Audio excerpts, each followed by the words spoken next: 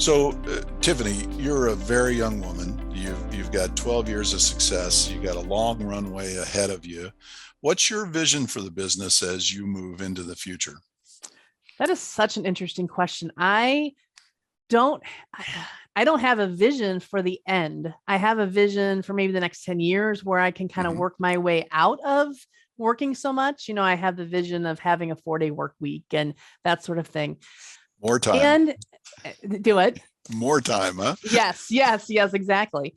So like I do have a vision and maybe I could see selling the community when I build the community, the solopreneur community up more. I could see maybe having that to sell, but it's interesting. I've never really thought of having something to sell, but Mhm. I several years ago I got the advice, always build your business as if you're going to sell it.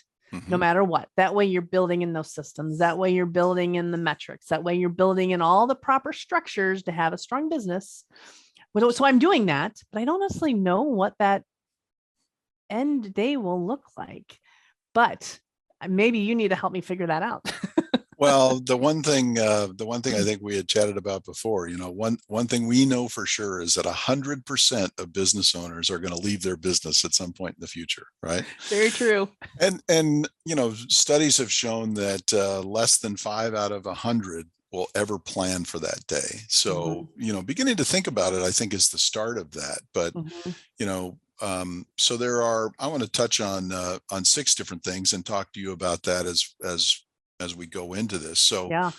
when you think about your business moving forward, I love the fact that somebody had shared with you, always think about building your business to sell, right? Mm-hmm. So the underscore of that is building value in your business so that you have something that will be attractive to somebody else, Mm-hmm. right?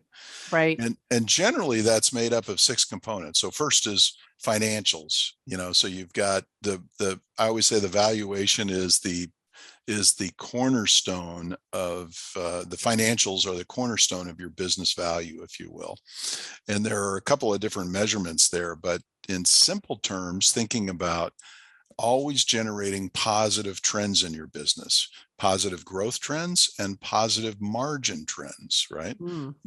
We find most business owners focus on growth. They think in terms of sales and profits, but you really should think about gross profits and cash flow in your business, and those should be continuing to increase over time. So as you look back, and you think about your business, does it look like a sawtooth? Do you have up and down years over and over, or are you on a smooth growth trajectory, right? Mm-hmm. So that's kind of the one element of value that tends to be the things people look at first. So second would be future potential. You are blessed with a business that's got plenty of runway ahead of it, as we Mm-hmm. talked about, right? And can you ever envision a time where your services are not needed? No, not at all. Yeah, it can't be, it can't be turned into some machine function. It's always going to need to have that human intuition to help, right? And Mm-hmm. get out of solopreneurs, as you talked about, getting out Mm-hmm. their identity and helping them figure it out, right? Right. Absolutely. Yeah. I, no machine's ever going to take away your opportunity, are they? No, and just being able to have a community. Mhm. So, and that's one of the big things that I'm building now. So yeah, those both make sense. Yeah. Another thing is your business model. Do you two aspects of that? One is one thing you've done that's so far ahead of the curve. Most companies are really trying to figure out how to bring that in today. First off, being virtual, right? Mm-hmm. You're not tied to a particular geography, Mm-hmm. and thus your horizons are open to being able to get the best talents anywhere around the globe at any time of the day or night, right? That's a huge capability that most people are just beginning to think about and haven't even grasped it yet. They're just beginning to get awareness of it. And the Right. second part of that is recurring revenue, right? Being able to look at customers as a lifetime type of customers. And Mm-hmm. for a business like yours, kind of like ours, it might be that we help them you know develop a program, right, and then put them on their way. But the recurring part of it becomes they're so happy with it that they tell everybody else that they know as Mm-hmm. business owners. And so the referral chain becomes this kind of recurring revenue that is insured because we did such a great job of building value up front. Yes, yes. Have you seen that? I have, absolutely. And I think, it's interesting. I've only really started marketing in the last couple of years. Prior to that, it was all done through my own networking and and word of mouth. So I have absolutely seen the importance of that. And that's why I talk about client journey so much, because you've got to be intentional about how you're serving your clients so they do come out the other end as a raving fan and not a disgruntled, a disgruntled client. So yeah, that's super powerful. Yeah. Next factor is customer satisfaction. So when you think of customer satisfaction, what does that mean to you, and how do you measure that in your business? That's a very good question. So customer satisfaction, that's a very good question. I do ask, not as consistently as I want to, and ask for testimonials and that sort of thing. But I guess being able to have I guess I go after the anecdotal, what people really found from my services, and how that's been beneficial. And then the fact that they're referring people. Yeah. The referral is a big part of that, right? And Mm-hmm.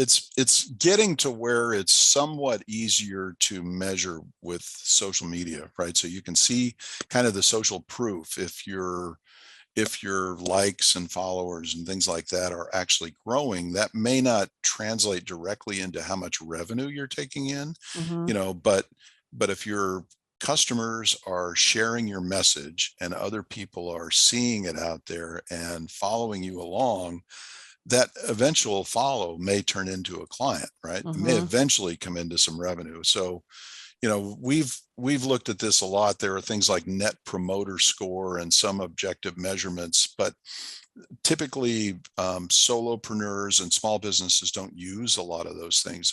They're more for larger type of companies. Mm-hmm.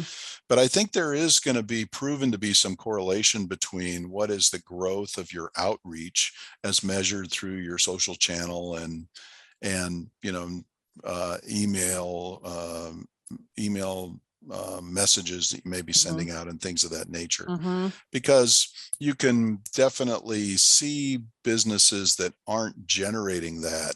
You can see they kind of struggle over time. So Mm-hmm. it's kind of a way to infer customer satisfaction, if you will, for Mm-hmm. companies that don't have a specific program in that regard.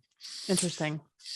Another key thing when it comes to the value of the company is your uniqueness, right? Some people talk about building a moat around your business, making yourself so unique and different, what I call different and better than your competition, that it's very difficult for others to be able to knock you off as a company, if you will. So, we think of a lot of the big brands, getting knocked off over time, and they dilute the marketplace, right? So what is your level of uniqueness? You've got a whole 12 meeting process that you take people through, right? Mm-hmm. You've got a Right. for a brand company, you've got a lot of uniqueness. Yeah, I think so. And I think I don't need to know any branding company who does the systems. I don't know any systems company who does the branding. And to Right. me, they can't exist without the other. You got to be able to have both of them. Well, you've figured out what that magic key is that ties them both together, right? Mm-hmm. Mm-hmm. Yeah, for Yeah. sure. It's that client journey and being able to take that, take that and really deliver on that. Use your operations to deliver on your brand identity. Mm-hmm. Yeah. Yeah, very cool. Another aspect of business value is, and this is in many regards a subtractor, not a multiplier, but it's your dependency on key employees, your dependency on key suppliers, and your dependency on key customers. Typically, businesses that have a dependency, that will detract from their value. It won't add to their Mm. value. So that doesn't sound like something you would have to worry about in your business. It's interesting. There's a couple of places where I probably could bolster that a little bit, but certainly because I don't have employees and I'm using all contractors, it allows me to diversify my reliance on my vendors, for sure. And customers, is there kind of a good gauge for when a customer is too much of your revenue? Is there like a percentage? Definitely, it depends a little bit by industry, but we tend to think in terms of, as a general rule, if a customer is, and again, this is going to be a little bit dependent by industry, but between 10 and 25% of your revenues, then you're beginning to develop a customer dependency issue, Mm-hmm. right? Yeah. Yeah, and for some